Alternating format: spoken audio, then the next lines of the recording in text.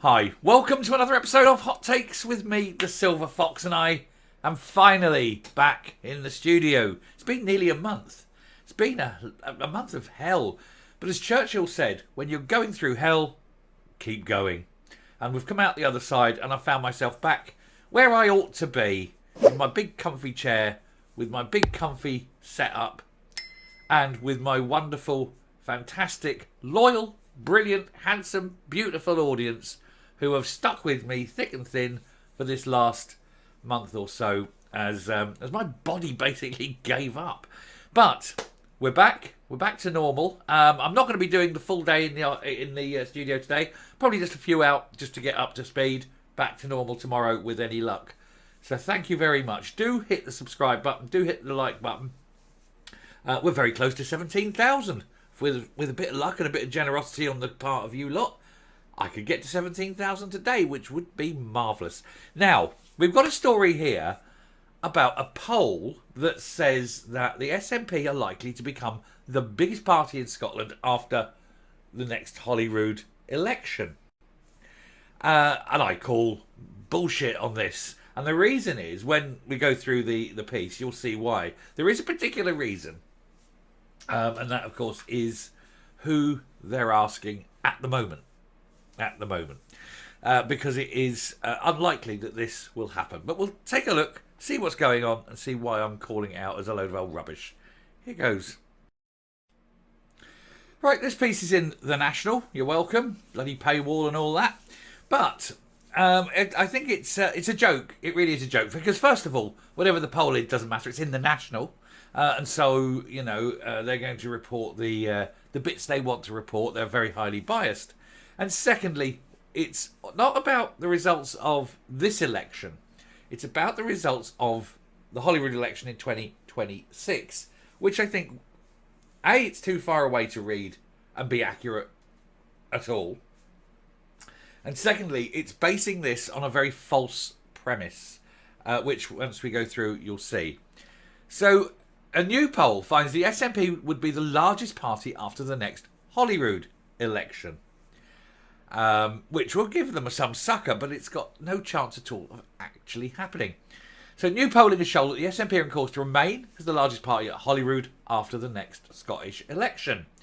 Polling conducted by Norstat for the Sunday Times suggested the SNP could return 40 MSPs, meaning it would still be difficult for them to form a government. Nigh on impossible, I would suggest. And indeed, it would be likely that Labour would have more of a chance of forming a majority in relation with other parties than the SNP would. I don't think any of the other parties would be willing to work with the SNP. Let's say, for example, Lib Dems would be more aligned with Labour than with the SNP, for example. Things like that. Anyway, it was also bad news for the Scottish Tories, as data suggested the party is on course for its lowest share of the vote at the general election. This is not news, we've been covering this for quite some time. However, voting intentions at Holyrood showed the SNP at 34%, 2 points ahead of Labour in constituencies. The Scottish Tories, meanwhile, would pick up 16% of the vote and the Lib Dems 8%. The Greens 6%, and the remaining 5% going to other parties and independents, of which, of course, I would like to be one. But too early to start the official campaign. But I am going to slowly, over time, build it up and ramp up. And it will remind you that I have intentions of standing as a list candidate. It seems when I did this, a lot of people were very supportive of it. But only so that I can go in and stir the pot and point the finger and call them out for being the lying, two-faced, hypocritical twonks that they are. But that will come nearer the time. Anyway, there's the results. I'll just put these up front and centre there. So, Labour 34, SNP 30. This was New Scotland only Westminster poll from Norstat on the 11th to the 14th of June. So this is for the Westminster. Labour 34, SNP 30, Con 14, and Liberal Dem 9, Reform 7, Green 4, Alba 2, others, a few. So in Scotland, it looks like it's going to be a Labour victory. It's going to be Labour taking the lot. Tactical voting doesn't come into these polls. This is what people say. This is one of the fallacies they have. Right? This is one of the fallacies is they never take account of tactical voting. They can't, of course. It's just not built in. But anyway, here is, of course, the intention to vote at Westminster, at Holyrood in 2026. With the constituencies, Labour 2 points behind. They're on 32, SNP 34. As mentioned, 16 for the Tories, 8 for Lib Dems, Green 6%. One of the things you're going to have to take into account will be the list votes. Very difficult to predict. People will vote how they feel for the first vote. The list vote is almost random. It's almost random. It's difficult to be in any way accurate in there, which is why I suggest that these figures are strangely odd. The other thing, of course, is they've asked people who are 16 years of age. Now, obviously at 16 you tend to be more left than right anyway, which is one of the fallacies. How can you expect someone to have a vote in a situation where they cannot drink, cannot drive, so many different things they cannot do, and yet you're asking them to vote in order to make laws cast on those votes by people for whom they are not eligible? It seems weird.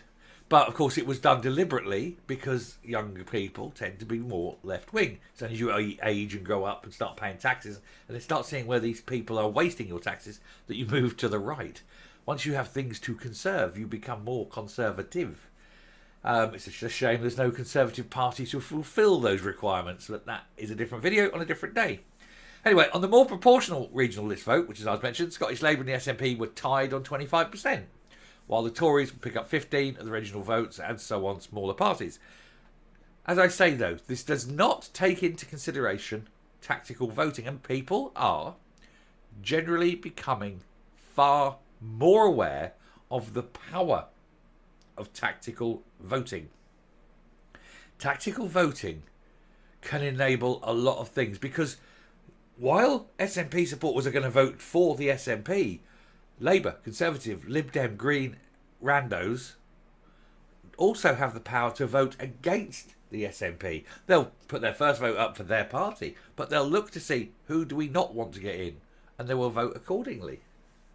And that tactical element is what will destroy the SNP.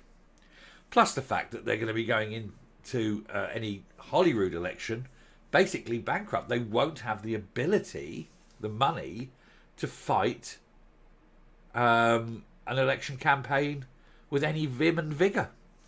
After all, they're going to lose so many MPs that's going to cut down their income horrendously for them. That's assuming, and we're making the big assumption here, that the SNP are still actually a party come 2026. They may have gone into bankruptcy. Who knows? And so these polls 2 years out, based on incomplete data sets, not taking into consideration tactical voting, and being incredibly hopeful, and thus reported on by a pro-SNP newspaper, well, let's be honest, not worth the paper they're written on, is it? Mind you, that's very much everything in the National, isn't it? Just to round off here then, when it came to approval ratings, Anna Sarwar was the most popular with a score of -7. Which was a point better than Swinney. Douglas Ross scored -45. To be fair, he's not really the leader anymore. And while Rishi Sunak returned -53 and Keir Starmer -15. Norstat found that 61% of people thought politicians should be barred from being MPs and MSPs at the same time, while only 22% said it should be allowed. Yes, maybe. Who knows? Maybe. I think there is an argument that you can't dedicate your time to both constituencies. I agree, that is there, but as the rules are, it is possible, it is allowed. Have to see how it goes. Maybe that can be something that can be addressed after the next Holyrood elections. Who knows? Anyway, it'd actually have to be something that would have to pass through both houses, wouldn't it? It's a weird setup. Anyway, we'll round off there, we'll come up and we'll finish the video. So we'll just round it off by saying it's a very, very dodgy poll, and it means nothing. All it does is This isn't a poll that shows that the S&P are going to be powerful. This is just a poll that highlights the necessity to understand the polling data so that you can extrapolate from it that which is important. And what we can extrapolate from this is it's far too early to tell, which you'll have to wait and see. Anyway, thank you very much for watching, if you're still here to the end. Thank you very much for watching my first return to the studio video. As I say, do please hit the like button. Do please hit subscribe. Like I say, I would like to get to 17,000 by the end of the day. It'd be absolutely magnificent and fantastic. And I will speak to you later. Bye.